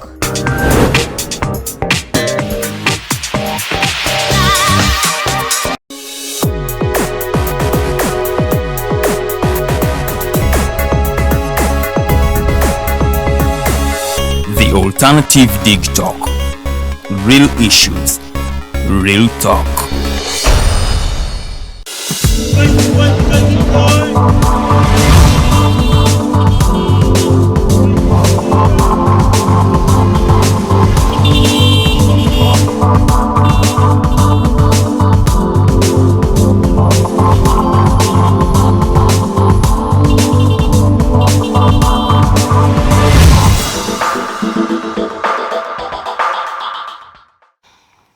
Yaffe omulungi kyatugoberera kulikayo ddala mu kuwumula okubadde okutono ennyo nga tufuna ku lwendo lw'amalombe. Tubaaniriza nate mu kitundu kyaffe ekyokubiri nga tunuulira ekika ky'ennyonyi, tunuulira obulombolombo, ennono, empisa, obuvo n'egyo egimu ku mirimu egikolebwa ab'ekika ky'ennyonyi mu Bwakabaka bwa Buganda. Buli ggwanga lirina ebika era tukkiriza nti gwe Omuganda oyigamu kimu, bibiri, bisatu, naye tubaaniriza mu kitundu kyaffe ekyokubiri oba musawo yaffe eyokubiri egenda okumanya ddala paka ssaawa 3 nga tugenda mu maaso. Nkyalina mwannyinaze Bikobere Farida nga tunuulira ensonga era nga tuyiga. Mwebale tugoberera oba gwe wenna atulaba weebale okutugobera n'okutwagala. Tubategeeza nti promotion yaffe ekyagenda mu maaso. Gwe sharinga 10 otandika December nga lumu video yaffe yonna gy'oba osanze oba live oba eri pre-recorded, oba yabadde yawedde dda, gwe bw'omaliriza ogenda mu inbox yaffe oba ya Facebook oba WhatsApp link onaaba ofuna kasulu gamba twawezezza 10 nga tuddamu tukebera okusinza video gy'oba otugambye nga bwe tuverify nga nekituufu ng'ofuna ekirabo kyo si kinene naye mu size yakijjiramu yonna tukusaba otusiime. Then gwe akomentinze n'okomentinga olukomentinga olw'ekikumi oba olw'ebibiri oba olw'ebisatu oba olw'ebitaano naawe ojja kuba ofunayo akasiimo akanakutambuza oba okulaga nti tukwagadde olw'okuba naawe otwagadde. Munzikirize nsale ekkereje nzire ewa mwannyinaze Farida tandikiraawo ategeeze era atusomese agire nga asomesa ekitabo ebiwandiiko ebikwata ku nnyonyi. Ku luno tutunulira osoma ebiwandiiko ebikwata ku nnyonyi ebyatuweerebbwa oba ebyasindikiddwa Omulangira Nakibinge ek'Ekimbugwe. Muyinza okuba nga mulimu ensobi mu bbiri naye ng'ensobi si za Mulangira naye ensobi either zaffe ababisoma oba oyo eyawandiise nti kuba ebiseera ebisinga ye awandiika n'awa oli atayipinga. So kati ye bw'atayipinga sometimes olw'okuba nti ebimu Mulangira yabadde wakubera wano kati olw'okuba tebabadde nnyo obudde buddamu kuverifyinga nsobi eno n'eri kuba yabadde asuubira okubeera mu bwennyama abeere wano naffe mu studios naye omubiri ne gugaana. So n'abanga tebabadde nnyo obudde butereezaamu nsobi emu bbiri. So kwe kuba nti muyinza okuba nga mulimu ensobi emu oba bbiri naye tukigumire tusigale nga tuyiga temuddamu tuvuma nti we are too ignorant. So it's not all about ignorance. Yani yavumye ye. Jogenda ku YouTube ojja kulaba era twagireseeyo comment ezimu tuzirekayo intentional kuba tulina obusobozi obusangula tuzirekayo like nawe twalage nti we welcome every criticism. Oyinza okugamba eyanga bakyanguddeko n'abavumye no ate ozivumye nga tuli live tuzisoma kasazibanga teziwamula yalabye ekikulu nnyo datawo otumuwa ekitiibwa. So embeera bwetyo bweri. Farida katulage ab'amasiga abatukira ddala ku mutaka. Then omunafe ng'olina ky'otugamba oyagala tukubirako ku ssimu studio line eri 0759 132 310 0759 132 310 oba osobola tukubira ku MTN 0789 017 145 Enamba zina ku screen.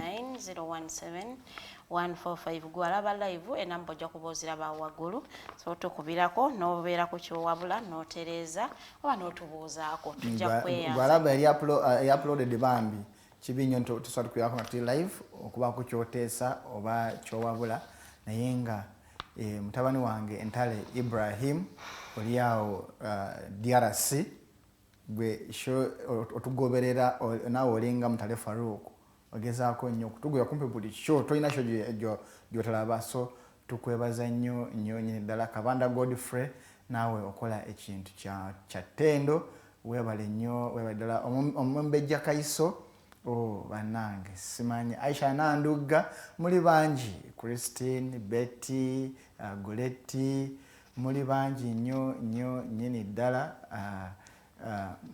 bayigwite oli South Sudan naawe otugobera nnyo muli bangi naye mwebale nnyo mwebalire ddala ba OBs ne ba OGs ababusoga SS mwebale nnyo mwebale ddala kubanga mugoberera empeereza zaffe tubagala nnyo fedda tutandikirawo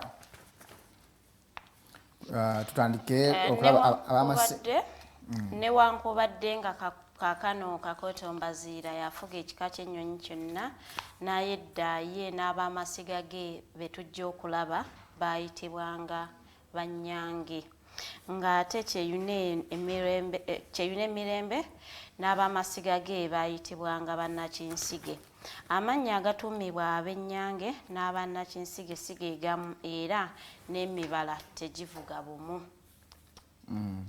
Abanakinsige muli birala nnyo n'ab'Ennyange kozi gwe bakojjabo be Bannakinsige naye kati era okulaze nti Ennyange n'Nakinsige namakwadde baawukanya emibala naye bali omuntu omu baali omu ne beeyawula so kati kiba kitegeeza ababiri sibeetantala kuba ekyokweyawula nga mwena mwava wamu bano be bamasiga abatuuka ku Mbaziira tusookedde ku b'Ennyange tugenda kulaba obutaka n'essaza asooka Muyanja Ebussi mu Busiro owokubiri Kafuma mu Bufuma mu Busujju Nundwe Nundye okuva mu butaka bw'Ebuvo Muvo mu Bukunja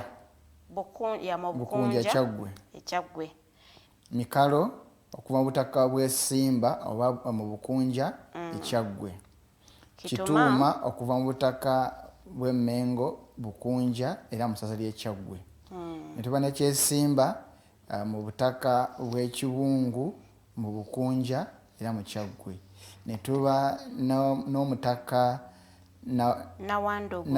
Nawandugu mu butaka bw'Sirinyabbi Lubu mu ssaza ly'e Mawokota ne tuba ne Muyomba mu butaka bw'Ebuyomba mu ssaza ly'e Kyaggwe ne tuba n'omutaka Luganda mu butaka bw'Ebbanga bano Bbanga bwe bukojja bwange bwennyini ate nga tusoose Bannyange ate nga gwoli anti bwabanga yamukuba Ebbanga mu Kyaggwe wano wennyini ekitundu Ebbanga we bali bakojja bange bayinza okuba nga bwe bali bangi naye wano Ebbanga womanyiiwo kale tugende mu maaso Lugonda Bwema mu Buvuma ne tuba n'omutaka Kibongo mu butaka bw'Ebufumira mu ssaza ly'e Ssese ne tuba n'omutaka Kyasukusuku mu butaka bw'e Nabitaka mu Buddu ne tuba n'omutaka Kabooka mu butaka bw'Ebukaya mu Bukunja Kyaggwe ne tuba n'omutaka Kawuba mu butaka Kawuba Ekyazi mu Kyaggwe ne tuba ne Gunga Bunjako Mawokota ngenda laba amasiga g'Abannakinsige wano tubadde tulabaga Nnyange asooka yekyeyune Mirembe mu Kyaggwe owokubiri Mombwe ntakafunvu lusera Kyaggwe. Netuba ne Makanga Mpumu Kyaggwe. Netuba ne Najambubu Luwangala Kyaggwe. Emirimu gy'abennyonyi mu Bwakabaka. Mazira yabanga musawo wa Kabaka mukulu nnyo. Era mulimu ogwokubiri twalaba nga obwamusolooza bukolebwa Banyonyi. Ekyo mulimu ogwokusatu obwanakyeyo nabwo bebabukola. Temutubuuza obwanakyeyo bwe buliwa kuba twagala nnyo tuyiga tusoma. Omulimu gw'okuna twalabye nti Muyanja yali mubazi w'amaato ga Kabaka. Omulimu ogw'okutaano abennyonyi be baasamiranga Lubaale mirimu ow'endejje. Omulimu ogw'omukaaga abasige abaweebwa Kintu nabo twamaze dda okubalaba. Twalabye nga Kabengwa ow'ennyonyi mu Kyaggwe yalunda ente ya Kabaka eyayitibwanga Kanyoomu. Nga balina emirimu mingi mu Bwakabaka bwa Buganda. Emirimu mukaaga. Abamu balina emirimu gumu, abamu balina emirimu ebiri. Kitegeeza bankizo nnyo mu Bwakabaka bwa Buganda nga batugambye. N'obungi bangi naawe. Amannya agatera okutuumwa mu masiga g'ennyange. Abalenzi n'abawala. Ngenda soma abawala osoma abalenzi. Kale tulina Ziwa. Naziwa. Ne tuba ne Kyambadde. Namirimu. Ne tuba ne Kafuuma. Nannyonyi. Ne tuba ne Ssemanda. Nakiwu. Ne tuba ne Mbabaali. Salinge. Ne tuba ne Nnyombi. Naluyange. Ne tuba Kanamuwangi. Ne Nalugonda. Ne tuba ne Kazongola. Nantayi. Ne tuba ne Kitanda. Kyuka. Ne tuba ne Katabira. Nannyombi. Ne tuba ne Kawunyira. Namuyanja. Kati awo ne tuba ne Lugonda, Seruyange, Sempewo ne Kakumirizi. Ujja Kakumirizi kojja wange. Kakumirizi kojja kunoonya kali kutegedde. Amannya agatera okutuuka mu masiga ga Nakinsige. Abawala n'abalenzi. Abalenzi ndeeta Kyeyune. Nannyonga. Kazibwe. Nakazibwe. Kambugu. Nangonzi. Mayeya. Nakijjo. Semanda. Namayega. Makanga. Mbweyune. Bujingo.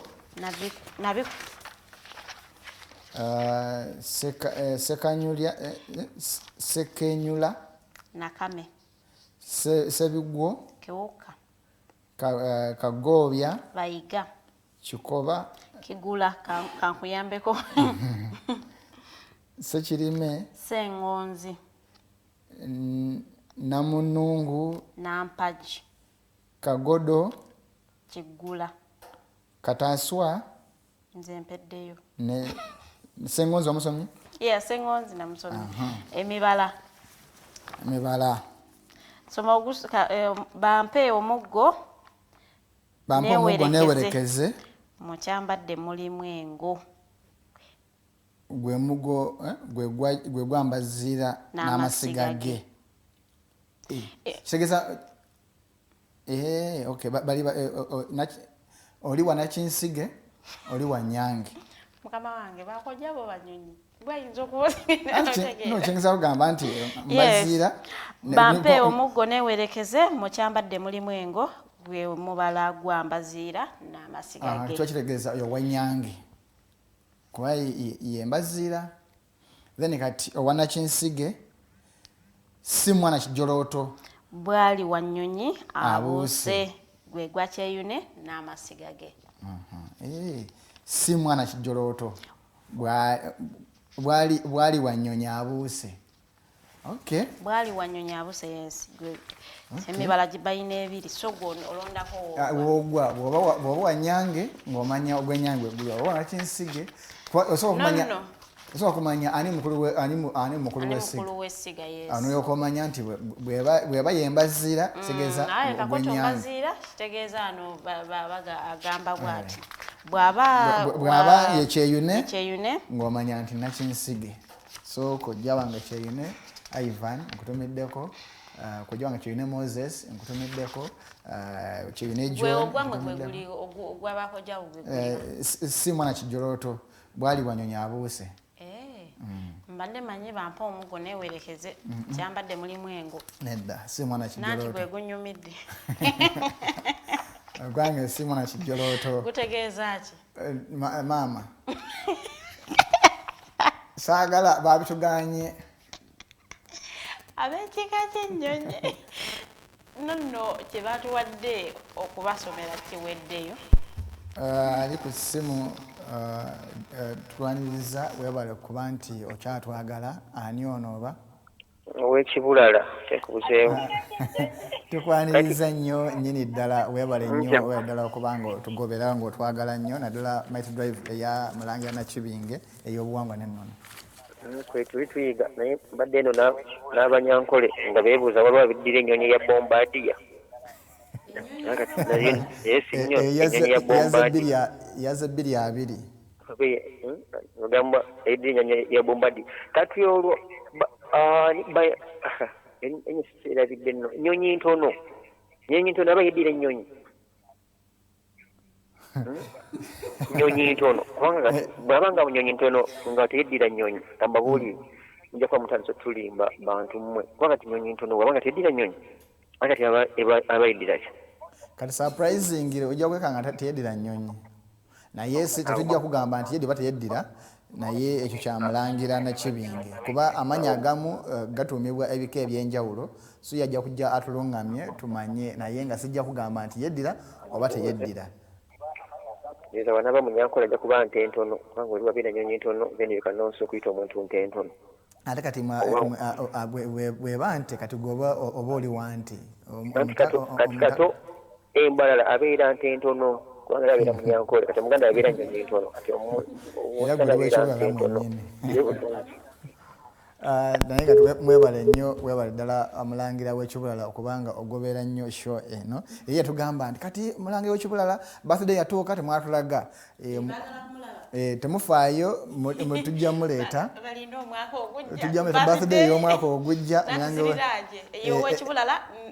Mulangira Nakibinge oba Mulwanyamuli so ow'ekibulala yasooka leero ow'Omulwanyamuli yankya so kati temufaayo omwaka ogujja tugeza kugezaako kulaba nga tuzeesa zombi eno bwevaako tugibalage n'eri tugibalage so temutumye mwesitukidde buli kimu kigenda tambulanga bwe mukyagala naye nga tukyagenda maaso nawe yagala tukubirako essimu wa Airtel onyiga 075 132 310 oba 075 1 3 10 onaaba otukubirako gwa MTN onyiga 078 017 5 078 017 kati kenyina obudde nsobola okuddiramu oli ansabye okuddamu okuva ku kakooto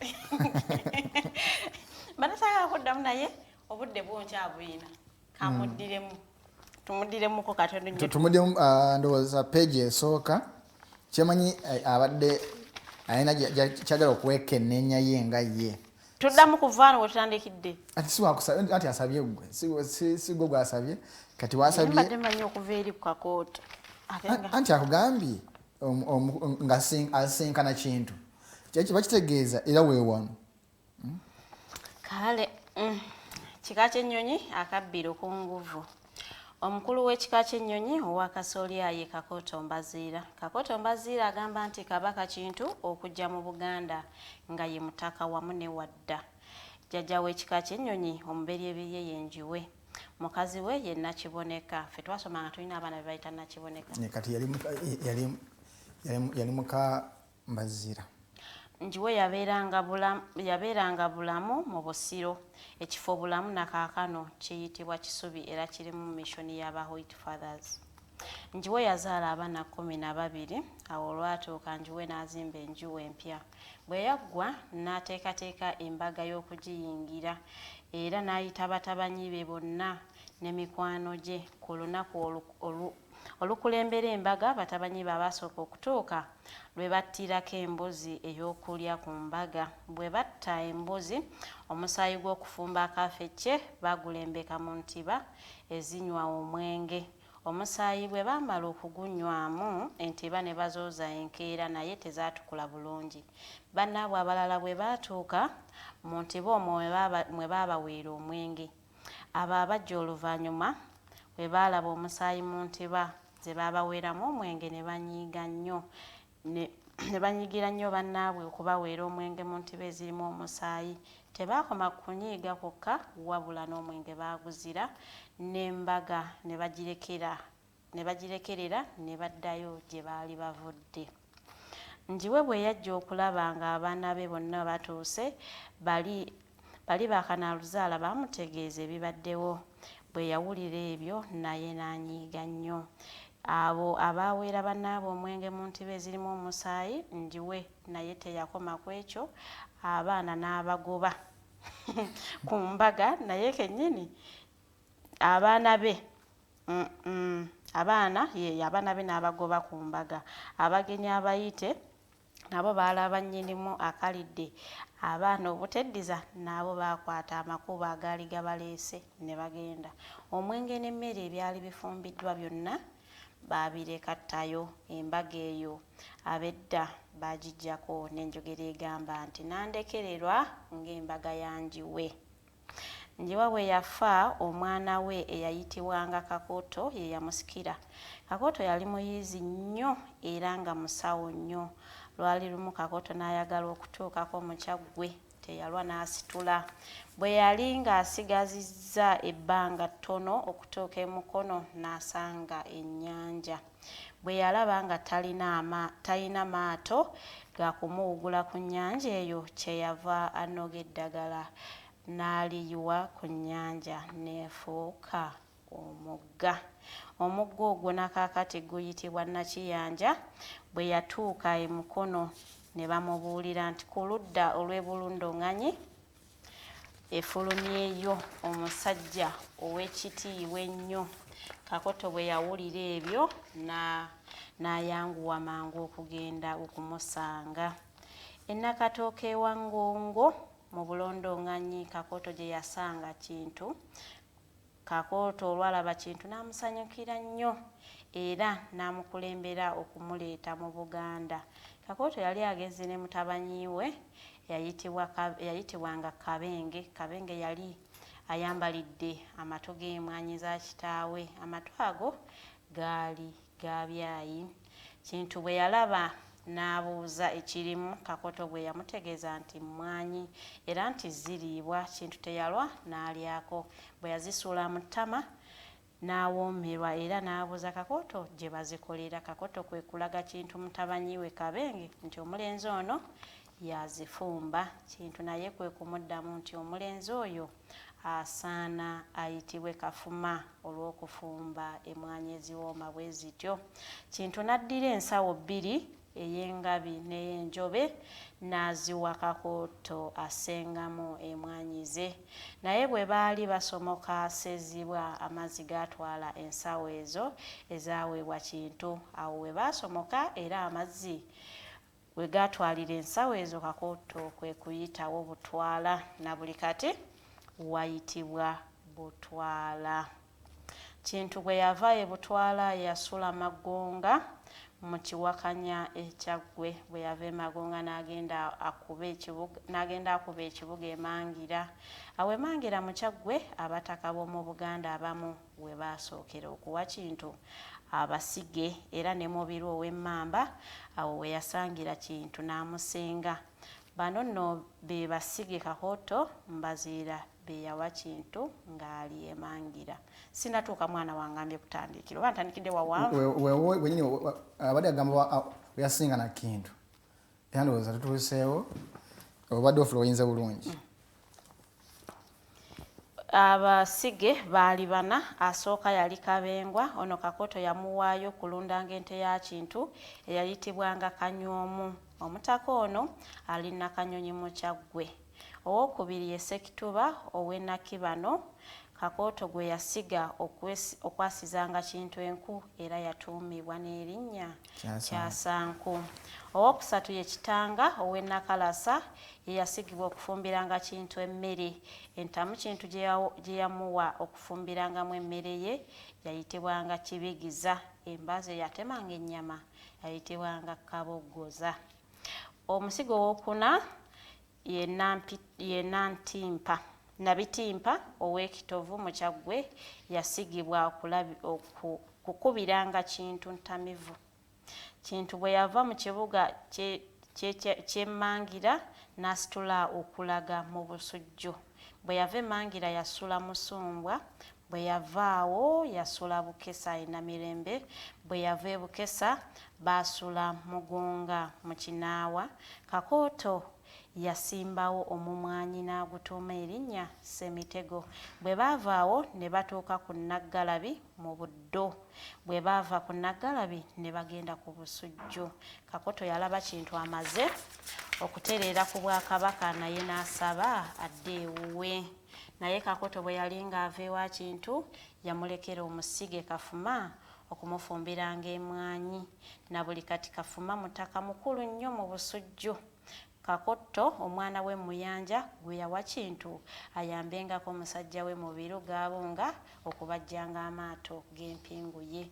Muyanja ye yaweebwa embazi bbiri, esooka yayitibwanga Nankunga ate ey'okubiri Balyamayama ezaabajjanga amato ga Kabaka. Kakooto bwe yava e Busujju yadda Bulamu.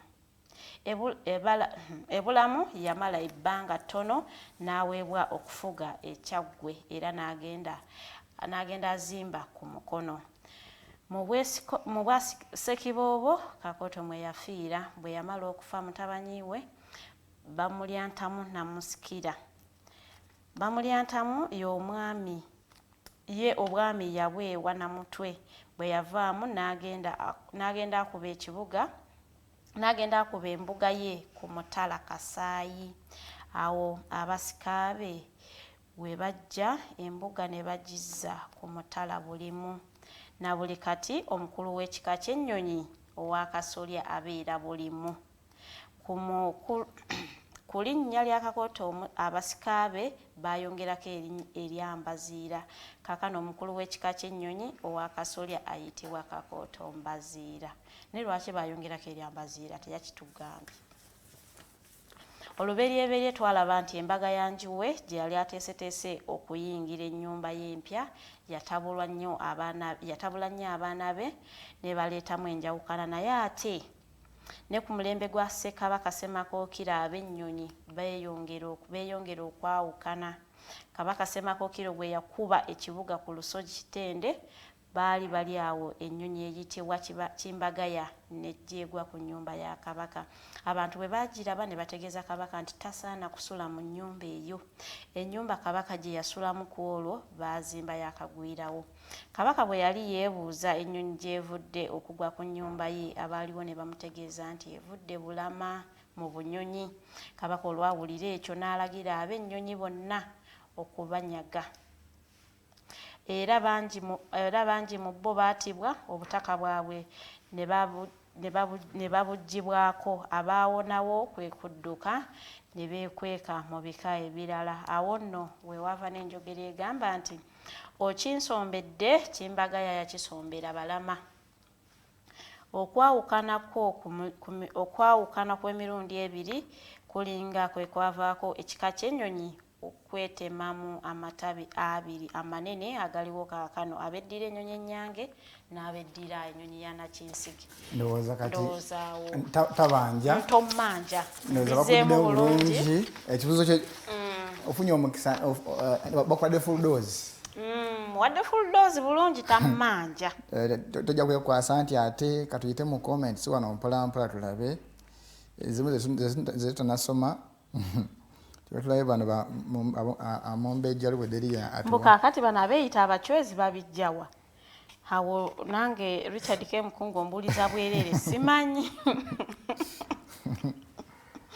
simanyi abeeyita abachwezi babijjawa naye ffe twasomako ku Chwezi Dynasty temwabisoma twasomako Chwezi Dynasty abantu balina amaanyi gaabwe nabo mu ngeri naye bano abeeyita abachwezi simanyi kituufu oba bachwezi naye nga Chwezi Dynasty nja kubuuza tuli ahawe atubuulire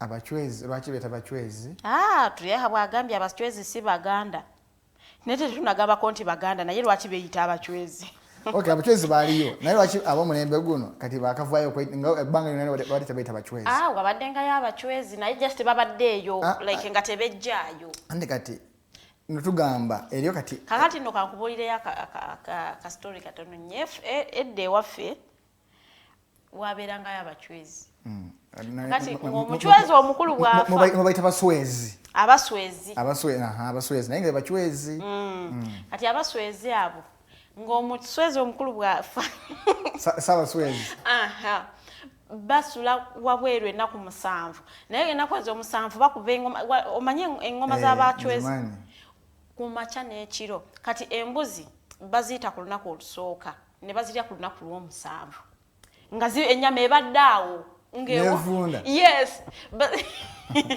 ne bazirya ku lunaku lw'omusanvu nga basula wabweru kulujja awali mufu. You have never seen. No, you people have seen a lot of things. Sabasemberanga nnyo ene. Nanti bagambanga nti bwaba afudde bagamba mukweka abaana bamwe nanti bamuziika n'omutwe gw'omuntu. But those were stories we cannot know. Naye bwe bamuziise no yitawo tosobola tegeera nti baziisewo omuntu like baseeteeza ne babeera flat. Naye kati bigenze bikyuka nti kati osobola ne babeera flat. Kati so babeera bazze mu lujja essubi naye eri essubi bw'olirinnyako nga toli muswezi mbuzi gy'otanga okulirinnyako nga toli muswezi bali bagala kulya anyway ekyatulemesa okuba nti tetwabigendangayo nnyo twalina senga waffe yafumbirwa omusajja naye nga omusajja oyo okay ye teyali muchwezi oba muswezi naye yali ayina nga anoga eddagala herbalist naye nga teri bulwadde bw'atavumula naye nga ate sengaawe yali yafumbirwa omuchwezi senga oyo bawa senga waffe kati oyo omukyala ne bamuyingiza mu dynasty oba mu nzikiza y'abachwezi kati ffe lwaki yalutiisanga yalyanga n'ennyama nga buli awo wakati tewagwa nnyama jukira nga bw'ajja ku weekend eno abaali bamuyise ku mukolo omulala kati ye nga bw'akomawo n'amatu g'ennyama kati ekyatutiisanga kulyayo yatugambanga kuba twali tukyali bato n'agamba ye talya na baloota ewe yali nga alya mmere ya bika bibiri matooke na nnyama naye nga talya na baloota jukira abantu like gwe omuntu omukulu bw'ogamba naloose kiba kitegeeza olya nnyo akakodyo akaberanga yaberanga nasholanga mukodo natugamba siya na baloota kale katwebuuza lwaki agala nnyo kwena abaana abato kati maama natugamba temugenda olwaki talya na baloota kati ekyo kakyo gyetukiisa kati nga bugera andi bw'oloota tomanya nti baloose tojja kugamba naloose kasatandika okugamba nti nze golaba naloose oba okuze ojja kulya nnyo kati nga kulisitiyo okoze eki ng'ovuddeko Rogers angamba mbachwezi are still there naye ebyembuzi tabimanyi nanti nze akubuulira tegwe waffe waliyo nze akubuulira nti ewaffe abachwezi batanga embuzi ate bali be nalaba kirabika baali babikuliriza nnyo because I grew up nga tuli ba neighbors so I could see a lot of things ate nze njagala nnyo okumanya n'ebitankwatako I will ask a lot of questions such that bwentuka mu situation eyo ng'aliwo ekinetagisa information sigamba kale luli gaalingawo abachwezi nga kibafaako ebintu mbalina okubimanya nga we bagira ettooke nga tebali ekiwaga ekisooka nekisembayo kati ng'ebyo ate bye bibe kino ekisooka gye kiba kisinga obunene ku ttooke kati ng'era bagenda ne baleeta amatooke bajjako ebiwaga ebisooka ekyatuyisanga okukwata webatta nga basogola omwenge famire y'abachwezi basogola omwenge nga tabanagunywako bagutwala ne batwala mu ssabo webatta ennyama we batte ennyama temunayo kyako omwokya temunalya basooka ne batwala mu ssabo sala bayobya sabo naye bali emizizo gye nalaba kakati neebuuza bwe bajjanga ewaka like ng'akukyalidde emukyalo bafumbira ku byoto muli mu bwongo bwabwe ebyoto ebiba byafumba ebyennyanja so babateekera ekyoto ekyabwe ebbali bwe baba tebalya byennyanja so gwe omanya nti ye bakyala leero esepiki ziba mpya ziri mpozi ng'olinayo gy'omanyi nti tefumbako byennyanja ate tebakikiriza nti tefuma ku byennyanja esepiki ziba mpya nesowaani ziba mpya buli kimu tebalirako kiba mpya n'ekyoto kiba kipya anti bo tebalya kyennyanja era nze bwe nasanga mikwano gyange ab'omu west like nga tebalya byennyanja tebalya mukene ekyasa okunzijja mu bwongo bachwezi nasobola kulowooza nti bachwezi oba basamize omanyi abasamize n'abachwezi balina ebikwatagana abachwezi n'abasamize balina ebikwatagana kati nga nzoli bwangamba si ab'ennyanja oba mukene oba nkejji nga nziruka ebirowoozo bidde ekifaananyi kuba kya mukyala ewaffe busoga gamba ekirabika wamma bano balayika nabo we bati naye gwe bw'otunuulira tuli awo ayinza okubeera omuchwezi ate bagamba talya byennyanja talya yandi ayinza bamusamize just nga si muchwezi naye nga musamize busamize nja mubuulirizaako nja kufuna free time yaffe kuba is a free guy so bannaye abantu ebintu bino mugende mubinoonyezeko muyige mufuna information nze okumanya abakyo tekina naye kirina gekinyambira information yiyo njetaaga okuba bintu bino mbimanyi actually abasamize abo be batuyigiriza sakunyumiza oluge bwe twafera abantu ku lumbe ne batulekera olumbe ne baddukamu nga twefudde amayembe agava ku bizinga batusindisa batutumye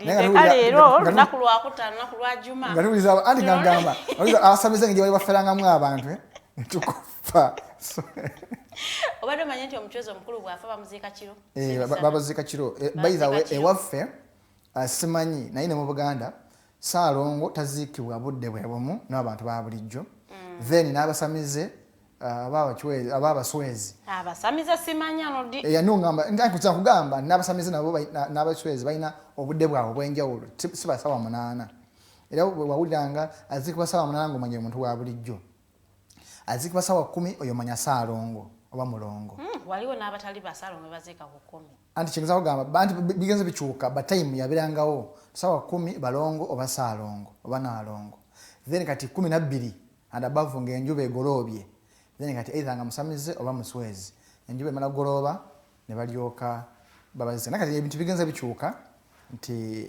amadini gayingiddemu nzikiza z'enjawulo ziyingiddemu abantu bakyusa obulombolombo ne bakyusa ne simanyi wakulwa bulungi wakulwa bubi naye nga eri ebintu ebigenze bikyuka naawe eyali abirabyeko tuweereze wano mu comments otugambe nti ekino nkimanyiiko kino mali kimanyiko nawe tukubulire gyewakulira we twali tukulanga bamitayagala mulye ku sawa 8 kati ngagamba sawa ya bizibu naye nge twalinga bato yatumanyi sawa 8 lwaki agiyita sawa y'obuzibu ng'emmere ne bweba eyidde birira mugirya ku 7 oba ku 9 anti kati anti jukira ewaffe lwaki bagamba sawa 8 sawa ya bizibu anti lwaki baziyanga batyo nti abazadde baffe we bakulira oba we basenga si we baali bazaalibwa ng'omuntu ayinza okuba katugeze nga azalibwa Masaka naye nga yasenguka najja ebweyogerere kati omuntu yakedde okujja okubika okuvuga akagaali akedde okuva sawa 11 sawa 8 aba atuuka ebweyogerere kati abasaka temunalya n'ababikira emwe tejja kukola ki tejja bawoomera kati nga make sure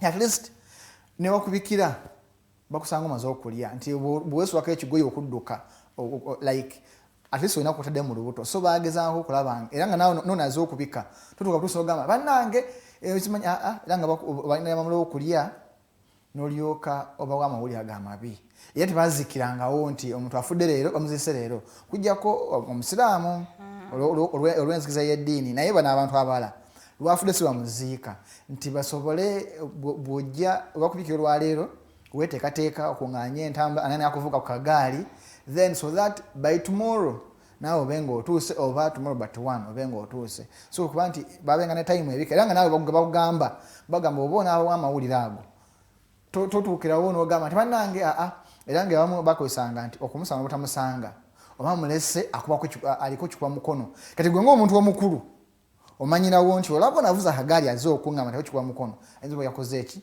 yafudde so yensonga lwaki nti babeanga ne time ey'okulya emmere era nga tebagizanyiramu so yensonga lwaki agaba abazadde ne bakadde baffe babenganga shuwa nnyo tulira mu time naye kati bigenze bikyuka omuntu bamubikira n'amaana okukola kuba edda okufa kyabeeranga nga ku kitundu mu mwezi mulamba oba mu myezi nga 6 muyinza otafunamu omuntu afudde so kati nga okufa tekyabeeranga kya bulijjo naye kati olwaleero abantu tekimanyizikika naye abantu tugenza tulabanga ekya bulijjo n'okuba nga tukimanyidde so kwe kubanga ensonga y'okufa olwaleero omuntu afa n'endongo n'ekuba edda nga omuntu wafa abantu bamala omwezi mulamba bakungubaga basula ku lumbe bali mu kaaba naye bakuziika leero babizaawo olumbe enkya abantu badda Kampala kwekola mirimu gyabwe so nebanga enkyukakyuka mu buwangwa n'ennono egenze ekyukakyuka olwokuba n'omulembe oba oliawo n'obuvunanyizibwa tulina omuntu akyalina budde ogera ku lumbe okumala mwezi mulamba nti akungubaga edda bakugamba nga ewaffe babeeranga n'enjogera egamba nti ovudde ogenze ozze ewuwo nga nemuno tanava nyama ku magumba era ewaffe ne bateeka n'engombe egamba nti omusogo bwagenda okungubaga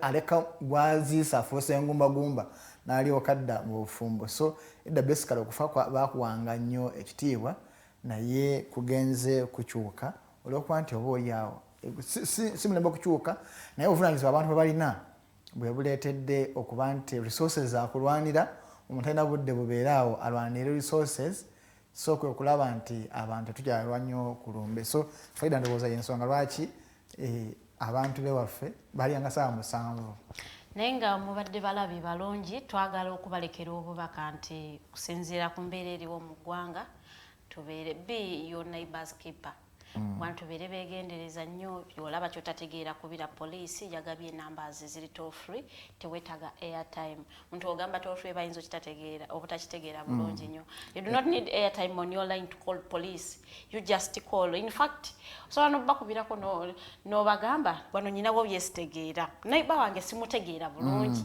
ayingira kirafuluma kiro ku 9 afuluma banayo okwekengera kyabuntu singa abo abano banaiba bono suspect gwe bashootinga singa baali bamwekengedde osanga baali badde balinako kye bataasa naye olaba omuntu ennaku zino mu Uganda buli omu afa ku bibye buli omu afa ku kike naye bwewekengera kyo wobeerawo nekyo tategeera kubeera poliisi ogambe naye mujje mulabeko ono omuntu simutegeera embeera ze ne bajja naye temukuba kubabuuzaako ate nekirala ate tobana nnugu ku muntu ate omanyi tulina bwebuzibu tulina ate mujja kuyitira banaiba bamwe poliisi olwokuba ali ennyama buli ku weekend naye gesente ziri ennyama buli lunaku ozijja wamu eno covid so emirimu gyanjawulo Farida emirimu gyanjawulo okimanyi ngeri abazimbye ennyumba mu kalina naye nga ate eri atalina kyakulya naddala ababbye sente za covid mu covid muno eri abaguza amamotoka abazimbye zikalina abakoze eki naye ngeriyo atalina nakyakulya okitegeera so ebyenfuna Katonda yesigaliza ekyama ekyo so tobuuza kati nze nasula enjala yeze ennyama azijjawa landi otamukonkona ye buli mwezi asulira mu budde nze bamanya emyezi 3 buli muntu tukola emirimu gyanjawulo so eri olinga omulimu gwakola tegumulangamu kati nga abatunda emmere nga tawumulangamu ate nga wali musomesa so tenkana nti gwe so tubagamba mbere beegendereza nnyo tubawe namba z'essimu abantu bali mu okufa kigambo okufa Katonda yakyesigaliza tekiriiko kumanyira bw'ate nze namanyira okufa era ono bw'anaafa because nafiirwako ne gundi buli kufa kubeera kupya obeera nga atafiirwangako so Kalikwanya omusoga yayimba n'agamba ekigambo ky'okufa kuzira kumanirira nti ne b'ofiisa leero enkya n'ofiisa n'ofiisa so agamba manyi obulumi busigala bulumi so because omuntu aba agenza batagenda kudda so wobeera Uganda tuleme kufiirwa bayagala kubira poliisi enamba zino zino ebbiri ezisooka zakusasulira esooka eri 0 8 00 emu 2 2 2 9 endala 0 8 00 emu 9 9 mukaaga 9 9 eyo kasamira mu line gwe kwa bukubi tisakisa airtime then go Airtel inzo wangu inako minatisizo gwa Airtel ojja kukuba 07 07 lukaaga lusanvu nsanvu musatu 0707 600 773 then wa MTN nawe inzo wangu inako minatisizo 07 mukaaga 9 9 mwenda emu 3 mu mukaaga gwa UTL oba mango ojja kuba 07 emu 4 mukaaga mukaaga 7 ana musatu oba 07 emu 2 mukaaga mukaaga 7 emu 7 onaba ofunye Uganda Police Force bitundu byonna byolimu ebyeggwanga nti system yaabwe tirimbo okuba enamba ne bagamba ndikotidde kukyalo bwekiti ne bwekiti oba tonava ku ssimu kasaba nga bakutte nga DPC waawo bamuconnectinze nga bakubuulidde era nga bakutuuseeko so these days police mubadde mugamba simanyi police eyangu yabana byabufuzi but okuva tufune alert zino police ebadde egezezaako nnyo okubanga responsive and timely so tubakubiriza buli kyolaba kyonna kyonna ng'okyekengera niwebeera muntu niwe kiba kisawo niwebeera kisolo kuba kati eri abantu enaku zino balese ente zitayaya mu kibuga embuzi zitayaya mu kibuga oli ayinza okukozesa omukisa ogwo n'akwata akasawo n'akateeka mu jjembe ly'ente ente n'etambula awo ng'olabanga kantuntu naye nga eri explosive so ndowooza buli kimu tukyekengera niwe obanga olabye nga kaveera ka used pampers tolowooza nti just used pampers tegeeza poliisi erina obukugu obukakasa nti ekituufu eno si bomu oba bomu togamba nti ayinza pampa ayinza obanga pampa naye ng'oli munda mu pampa omwo alina kyala apinzeemu nga just tosanga kirabo kyekirabika kirabo kuba batugambye balina bomu gye bateguludde awo ku transformer nga wakati wa Coach Towers ne Mabirizi so ng'oli bali batekangawo nga kirabo ate nawe atanategeera nti bomu toyangwa kusasamaza bantu naye bomu tebanagikonfaminga wekubira bekikwatako bajje bakonfaminga oba ebadde bomu oba si bomu lekerawo okuteeka entiisa ennyo mu bantu kijjako ate kusukka naye nze wano Mukose sisuukawo mpozi osiibula abatulaba nze mpumudde mujja kundaba enkya ku ssaawa 12 nga ndi ku Snaptop nga tulina bye tunyumyamuko Farida nga sinasiibula eriyo abamu voltage ku ssaawa emu ey'olweggulo paka ssaawa 3 n'omumbejja Lilian Luwedde agenda kubanga ate anyumyamuko nammwe n'abamu ku bagesiti be bana abafunye olwa saagala mbamenye because bagenyi be bw'anaasalawo okuboogera mujala baposti ku Facebook so nga sinasiibula nzikiriza nsiime abamu ku balabi baffe abatugoberedde olwaleero kuba kyabuli azamanyi obutasoma ku mannya gaabwe ng'oli atalimu datawe tulinamu Richard K. Mukungu tulinamu Rogers Lyahabwe tulinamu Brooke Williams tulinamu Muyira Jafari tulinamu Nomandu Muhimbise tulinamu Aisha Maliza netubaamu ne Mukose Joe Wills netubaamu ne Innocent Nebyona netubaamu Tulyatemba Sulaiman netubeeramu ne Jeremiah Mukiibi netubeeramu n'omumbejja Luwedde namwe abashayalinze tubeebaza mwebale nnyo mwebale ddala mubadde bangi naye tasiima ebulagiwa omukyala Charlotte Shimora webale nnyo webale ddala Kathe Cynthia Nnyonyi Ntono Azizi Philip Rain MG mubadde bangi nnyo nyini ddala Benjamin Balyamwijuka Stephen Mwesige Davis Dachi Stephen like mwebale nnyo nyini ddala gwesosomye mubadde bangi nnyo naye abantu bayiganga nange kanneeyongere okubasiima Ministry of Health yasiimye Iganga General Hospital it is the best mu hospitals za government in terms of service delivery. Wow. So mwebale nnyo abakozi bakagwa mwena abasawo abalongosa banansi iwe kasuba ngokola kulidwaliro ery'Iganga. Ministry of Health yabasiimye tuna twegaita ku Ministry of Health okubasiima nti timukomaawo mutandikirawo niimwe mwena mukopi oba mwegombe ekyo abeiganga kibakoze tubone nti obuweereza butuuka ku bantu bonabona mu mbeera enkalamu. Nze nga Mukose Arnold Anthony kulwa Alternative Digital tubebaziza era mwebale nno mwebayala tukoze n'omwami tuli ahabwe oba mukiweze bamusamize n'abatukobera nkoze ne mainaze Bikobere Farida mu control room mulimu era mubairemu koja Nakibinge Jeremiah Mukibi wano mutugane tukomegano tukoba nti Kibumba agungumale era isaife kyabazinga abusoga ekisege secretary wansolo abeyo mu ikonero ebyanda n'ebyanda ense n'ense paka mu buntonji musengwa asakibwe.